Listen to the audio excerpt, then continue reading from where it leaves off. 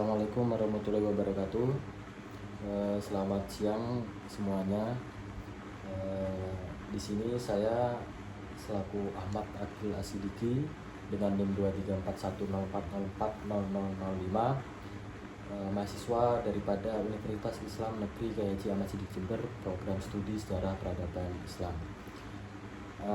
Saya di sini ingin menuntaskan tugas UAS daripada salah satu mata kuliah sejarah lisan yang diampu oleh Bapak Purbo, dengan tugas untuk membuat wawancara ataupun podcast dengan narasumber, yang dimana podcast ataupun wawancara tersebut mengambil daripada tema yang kita ajukan sebelumnya. Di sini saya mengambil tema sejarah politik, yang dimana sejarah politik ini terusunya sejarah perpolitikan di Jember tahun 2015. Mungkin itu saja yang dapat saya sampaikan. Selanjutnya kita bisa perkenalan dengan narasumber kita pada siang kali ini, yaitu monggo Mbak diperkenalkan. Perkenalkan, saya Siti Rosida sebagai narasumber pembahasan untuk kali ini. FYI ya teman-teman ya, untuk Mbak Siti Rosida ini beliau selaku alumni mahasiswa daripada Universitas PGRI Argopuro Jember ya, gitu. Mungkin bisa lanjut saja ya untuk podcast kita pada siang kali ini. Di sini saya mengambil judul yaitu Diskursus Tanah Tembakau episode 2015, Prahara Perempuan dan Peta Baru Politik Jember. Oke, langsung saja. Selamat siang semuanya, teman-teman mahasiswa, teman-teman pendengar pada siang kali ini, mungkin di mana Anda berada ya. Hari ini kita akan memutar kembali jarum jam ke suatu dekade silam, yakni tepatnya di tahun 2015.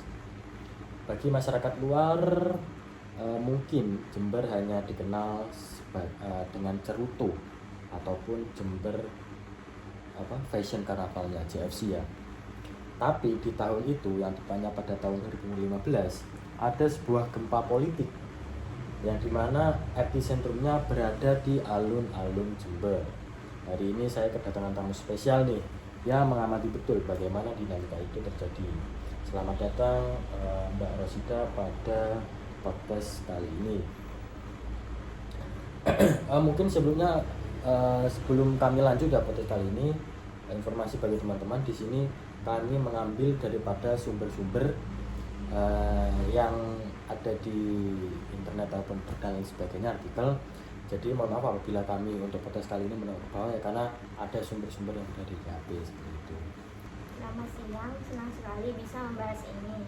2015 ini bukan sekadar tahun pilkada biasa bagi Jember. Itu adalah tahun pecah telur, ada kejenuhan, ada harapan, dan ada konstelasi yang sangat unik. Mungkin sebelumnya mari kita mulai daripada latar belakang dulu ya. Sebelum 2015, Jember berada di bawah kepemimpinan MZA Jalal selama 2 periode. Bagaimana saudari ataupun Mbak Rosida ini menggambarkan landscape politik Jember saat itu sebelum pendaftaran calon dimulai? Sepertinya Jember di bawah Pak Jalal itu stabil secara politik, tapi sangat birokratis, kekuasaan terkonsentrasi di elit-elit tertentu. Menjelang 2015, publik mulai bertanya siapa penerusnya. Secara alamiah, orang-orang di lingkaran kekuasaan saat itu merasa punya tiket emas. Tapi ada akar rumput, ada kerinduan akan sosok yang benar-benar luar sistem. Oke, lanjut ke segmen 1 ya teman-teman. Munculnya 2 proses kekuatan yang kontras. Lalu muncul 2 pasangan calon nih, yaitu Sugiarto Saleh dan Faida. Ini 2 calon nih. Ada yang pertama kan Bapak Sugiarto dengan wakilnya yaitu Bapak Saleh, dan juga ada Bu Faida dan juga Bapak Mugi. Secara administratif dan kekuatan partai, Sugiarto Saleh ini didukung oleh koalisi raksasa. Hampir semua partai besar ada di sana. bagaimana saudari memilih strategi koalisi gajah ini? Betul, di atas kertas Pak Sugiarto yang mantan sekda itu sudah menang sebelum bertanding. Beliau paham birokrasi sampai ke urat nadinya. Dukungan partai seperti Gerindra, PKB, dan hampir semua kursi di DPRD itu ada di pihak beliau. Logika politiknya sederhana. Kalau mesin partai bergerak serentak sampai ke tingkat desa, siapa yang bisa mengalahkan mereka? Tapi di sisi lain muncul nih daripada Bu Dr. Faida ya, yang telah menggandeng Kiai Haji Mukhid Arif. Ini kombinasi yang tidak biasa pada saat itu. Bagaimana seorang dokter perempuan dan seorang kiai dari Silom. Nah, bagaimana ini narasi ini mulai mengganggu dominasi koalisi gajah tadi? Nah, itu seninya. Faida masuk dengan narasi anti mainstream. Dia tidak bicara bahasa birokrasi yang rumit. Dia bicara kesehatan gratis, pendidikan murah, dan pemberdayaan perempuan. Jangan lupa, besok sosok Kiai Mukhid adalah kunci. Beliau adalah representasi kaum sarungan yang sangat dihormati di wilayah Jember Timur. Pasangan ini didukung PDIP dan Nasdem yang saat itu sangat cerdik menggunakan momentum efek Jokowi yang baru setahun menjabat sebagai presiden. Jadi seperti itu ya teman-teman ya, untuk babak pertama pada politik podcast kali ini ya, membahas tentang politik di Jember tahun 2015 yang dimana mau melaksanakan pilkada ya untuk pemilihan bupati. Di sini kan ada satu kubu yang sangat kuat dengan koalisi yang super juga, di mana ada Bapak Sugiarto dan juga Bapak Saleh ya yang sangat kuat. Namun di sisi seberang ya, di seberang koalisi pilkada ini ada juga muncul ya Bu Dr. Faida ya, yang dikenal pada waktu itu menggandeng daripada kiai daripada Silo. Jadi tidak bisa diremehkan ya Bu. Oke, mungkin jadi itu segmen pertama yang dapat kita bahas kali ini. Yang tadi sudah kesimpulannya kita sudah bicarakan ya, diskusikan bersama. Masuk ke segmen selanjutnya, yaitu segmen 2, yakni kampanye emosional dan pecahnya basis massa. Saya ingat dulu betul ada jargon 3M, yaitu murah pendidikan, murah kesehatan, murah sembako. Ada di setiap sudut jalan. Nah, apakah ini strategi populisme yang sengaja dikloning dan dari tingkat nasional? Menurut saya sangat jelas. Penggunaan warna baju, gaya belusukan, hingga simbol 2 jari itu adalah upaya menarik simpati pemilih yang masih terbuai dengan kemenangan Jokowi di 2014. Namun ada satu hal yang tidak dimiliki nasional tapi dimiliki Jember, sentimen gender.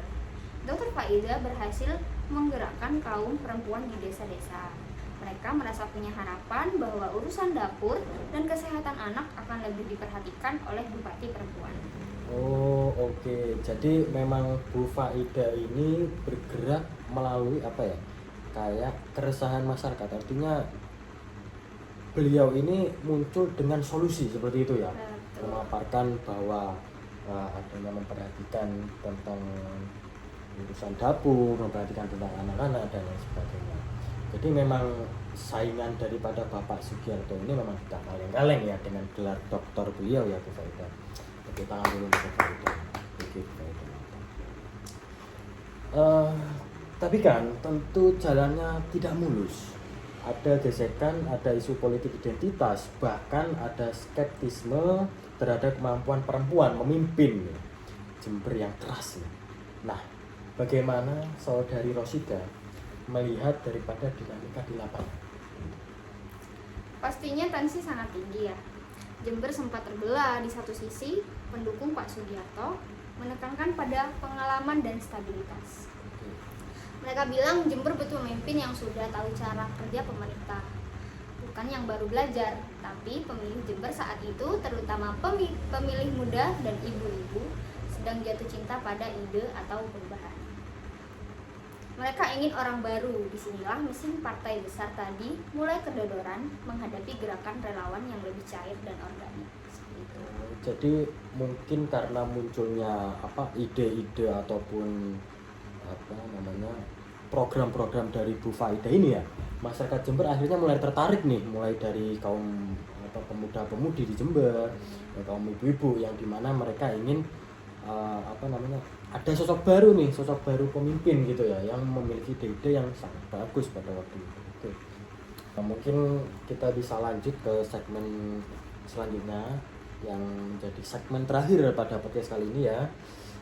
Mungkin sebelum masuk ke segmen terakhir ini ya, apabila ada kekurangan dalam menyampaikan informasi ataupun salah daripada kata ya, saya selaku mahasiswa yang membuat tugas pada siang hari ini, saya mohon maaf yang sebesar-besarnya. Mungkin dilanjut ke segmen 3 ya teman-teman, yaitu hari pencoblosan dan prahara setelahnya. Kemudian kita sampai pada 9 Desember 2015 yang dimana hasilnya mengejutkan banyak pengamat. Faida Mukid menang signifikan. Apa faktor utama yang membuat koalisi besar tadi tumbang? Nah, jadi kan kita ketahui nih, Bapak Sugiharto tadi itu kan menjadi koalisi besar, sangat kuat. Beliau telah ibaratnya memegang Jember ini dekengannya gak kaleng-kaleng, berarti kan gitu. Kemudian muncul nih Bu Faida dengan Kiai Mukid tadi, yang dimana Bu Faida ini ibaratnya cah wingi sore, cah kemarin gitu kan, tiba-tiba menantang koalisi yang sangat besar. Tapi hal ini mengejutkan semua publik, pengamat politik juga kaget. Karena apa? Karena Bu Faida yang baru datang itu menang signifikan, menang telak. Nah, apa faktor utama sih yang membuat koalisi besar tadi tumbang?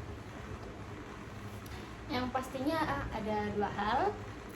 Yang pertama itu disruption atau gangguan dari pemilih silent majority.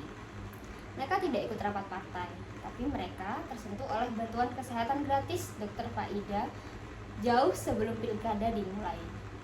Yang kedua, soliditas tim Faida Mukid dalam menjaga suara di TPS. Mereka sangat militan. Kemenangan ini adalah pesan kuat dari rakyat Jember. Kami ingin gaya baru, seperti itu. Oh, oke. Jadi mungkin salah satu faktor yang bisa membuat Bu Paslon Faida ini menang ya, itu karena memang jauh-jauh hari ya sebelum pemilihan, memang daripada paslon ini ya, Bu Faida dengan Bapak Mukid tadi itu melakukan survei ke lapangan ya, belusukan seperti itu teman-teman, dengan membawa ya mungkin contohnya sembako gratis atau gratis. Jadi ya memang Jember bukan disuap, bukan tagihannya bukan disuap, bukan dengan embel-embel kudung gratis dengan uang 50.000, bukan. Ya juga kan memang ada gimana ya, Bu Faida dengan Mukid ini membawa suasana baru dengan mereka ini sangat solid kepada para masyarakat, ibaratnya sangat berbaur lah, sangat merakyat seperti itu.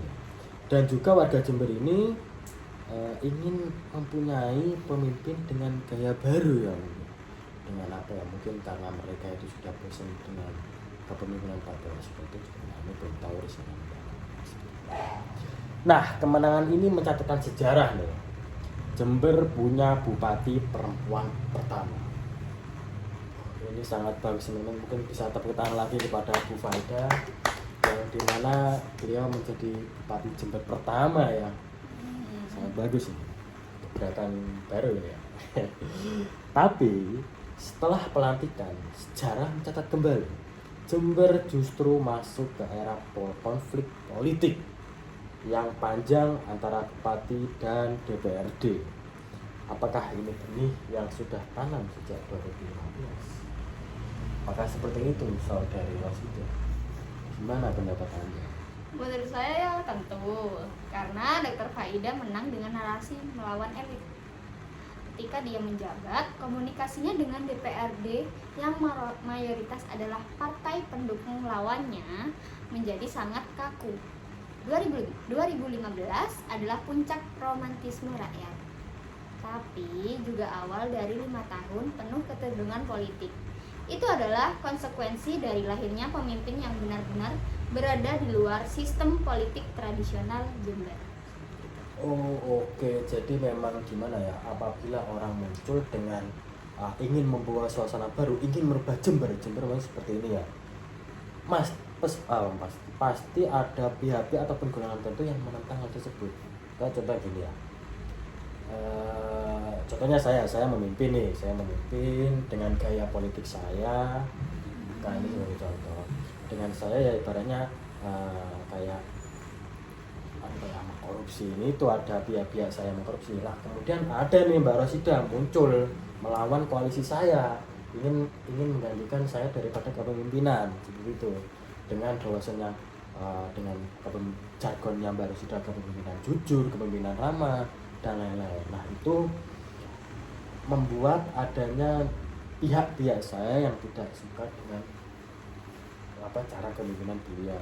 Jadi bisa diibaratkan seperti itu. Ya bagaimana ya teman-teman ya, emang kalau orang itu datang dengan membawa kejujuran, membawa keberkahan, memang selalu ada sih yang pihak-pihak yang kurang suka lah dalam tanda kutip seperti itu. Tapi ya tidak memungkinkan juga bahwasanya kepemimpinan Bapak Sugiharto juga sangat bagus ya. Artinya kan Jember bisa lebih maju, lebih tertata, lebih ini dan sebagainya. Oke. Seperti itu ya, mungkin 3 segmen podcast kita kali ini. Kita memasuki bagian terakhir, yakni penutup ya.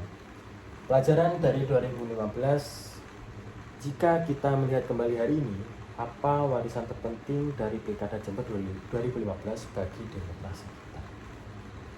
Bagaimana? Pelajarannya tentunya berharga sekali ya. Jangan pernah meremehkan keinginan rakyat untuk perubahan. Seberapa besar pun koalisi partai yang Anda bangun, Jember 2015 membuktikan bahwa modal sosial dan figuritas bisa mengalahkan modal politik formal. Namun, memenangkan pilkada dan menjalankan pemerintahan adalah 2 hal yang berbeda. 2015 akan selalu menjadi bab paling dramatis dalam buku sejarah Jember. Luar biasa sekali ya teman-teman, ini secara politiknya Jember ya, terusnya tahun 2015 yang dimana sudah kita singgung tadi yang di awal itu kan udah ada yang kubu yang sangat dominan gitu kan, kemudian ada dari kelompok Bu Farida ini kan yang ingin memenangkan kursi tersebut. Diskusi yang sangat membuka mata ya Mbak Rosida ini. Terima kasih Mbak Rosida atas waktunya. Untuk kanca-kanca teman-teman pendengar, itulah sekelumit ya sejarah yang membentuk Jember hingga hari ini. Sebelumnya saya ingatkan kembali ya untuk teman-teman pendengar, saya selaku pembuat tugas pada kali ini, saya mohon maaf apabila ada informasi yang mungkin agak keliru ataupun disinformasi ya dari saya selaku penanya dan juga Mbak Rosida selaku narasumber pada siang kali ini. Kurang lebihnya kami mohon maaf. Sekian dari podcast kami. Wassalamualaikum warahmatullahi wabarakatuh.